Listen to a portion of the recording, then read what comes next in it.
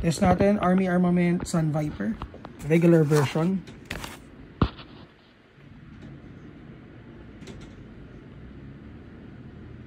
So ano siya, license din siya guys.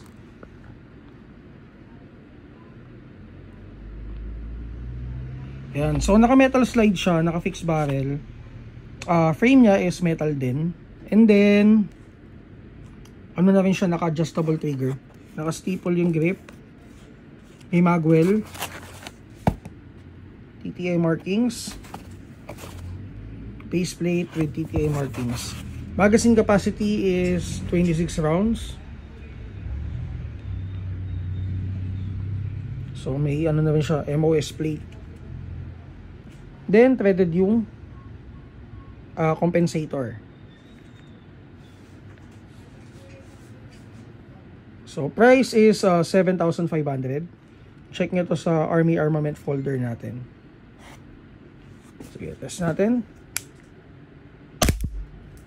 384, 372.